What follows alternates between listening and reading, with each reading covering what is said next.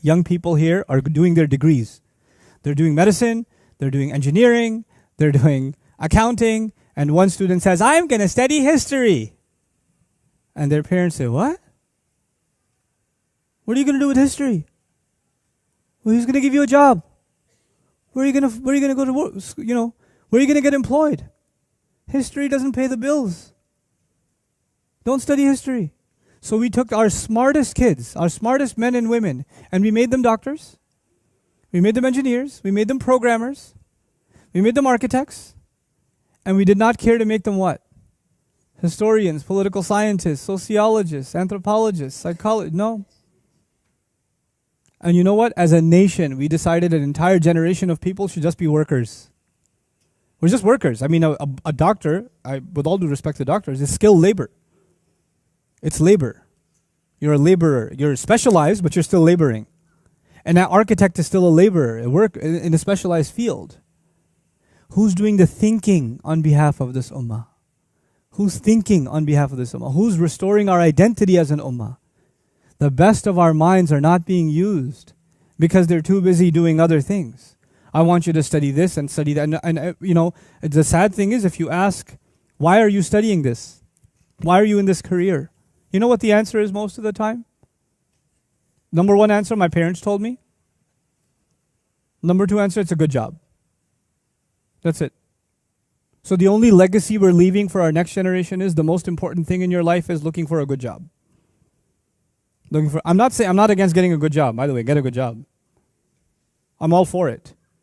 But you know what? The world needs more than just people that make money and one or two careers. You know, I would argue if I had it my way, historians and theologians and you know people that are studying psychology and sociology, they would be the highest paid professors. They'd be the highest paid researchers, in my opinion. Because they're the people who impact how society operates. You know, they give direction to society. And if they have an Islamic mindset, man, they can bring a lot of good to the world. So even if, for the young people here that are studying, while you're studying accounting, mashallah, inna lillahi wa inna ilayhi raji'un, on the side, take as many history courses as you can. Learn as much about other things as you can. Things that actually, you know, make you a refined human being, a deeper thinker. You know, learn sociology. It's an important subject. There's a lot of sociology in the Quran. There's a lot of psychology in the Quran. There's a lot of political science in the Quran. And somebody says, no, but I want to be a doctor because there's embryology in the Quran. Yeah, in like one or two ayat, there's some reference to it, but it's not at the heart of it. At the heart of it is human engagement, you know? So these humanities, they are important and we have to restore them from the Islamic perspective. This is a critical thing, and of course, history is at the center of that. Everyone has a different lot in life. Everyone has a different set of challenges, a different set of opportunities. Then the question arises, why? Why not all of us have the same thing? Why not all of us have the same set of challenges? Make it consistent. قُلْ كُلٌّ يَعْمَلُ عَلَى شَاكِلَتِهِ. Tell them, let everyone work. Everyone should work. كُلٌّ يَعْمَلُ actually means everyone should try to work. Everybody should try to work on their shakila. Now what is shakila? Shakl in Arabic is form. Shakl is the appearance of something and the mold of something. You can even say the shape of something is shakila. In a figurative sense, you can call it, I use psychological terminology now, your predisposition. You're pre-programmed a certain way. You know, some people have a good sense of humor, some people are very serious, some people are oriented towards science, others towards literature, some are very artistic, some are, you know, they have a hard time figuring out what they are, but they know how to have a good time. There are people with different personalities, different shakilat, you can say. Allah says everybody, first of all, recognize what Allah has given you, what kind of personality Allah has given you, and then work in accordance with that. In other words, shakilah, you see the ta marbuta at the end, makes it actually a marra, meaning an instant, an individual thing. Not two people have the same shakilah. Allah made personalities very, very, very different. And everybody should try to figure out what their personality is like as much as they can. And then in accordance with that, figure out what is the most they can make of their opportunities. What are the most they can, and what are the challenges in their personality, what are some shortcomings they have, and how can they overcome them. This is actually a very powerful concept at the individual level, but it's so powerful that Allah in another place in the Quran even describes this at the level of nations. You know one of the names for nations in the Quran, وَجَعَلْنَاكُمْ شُعُوبًا وَقَبَائِلَ لِتَعَارَفُوا.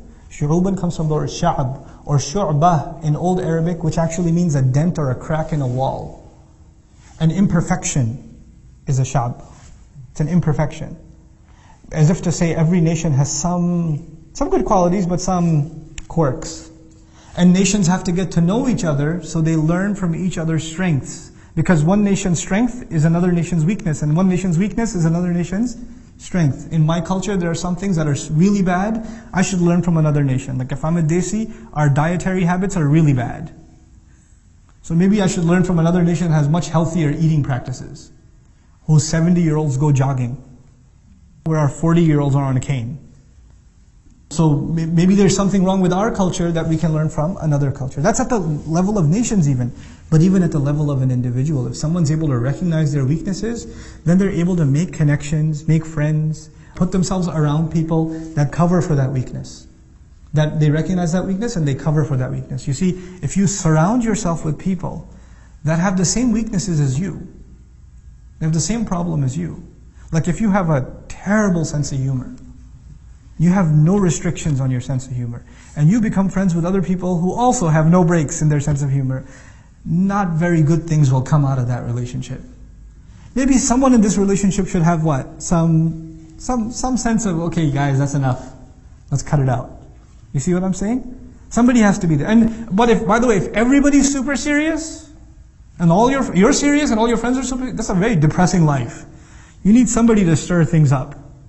قُلْ كُلٌّ يَعْمَلُ عَلَى شَاكِلَتِهِ. Now in terms of deen, in terms of what Allah wants you to do with your life, everybody should, instead of complaining, or you only get happy when good things happen, and you get super depressed when bad things happen, the reality of it is, each of you will have your share of good and bad in this world, and you need to make the most of it given your personality, given your shakila. فَرَبُّكُمْ أَعْلَمُ بِمَنْ هُوَ أَهْدَى سَبِيلًا. Then your master knows who is more guided in terms of a path.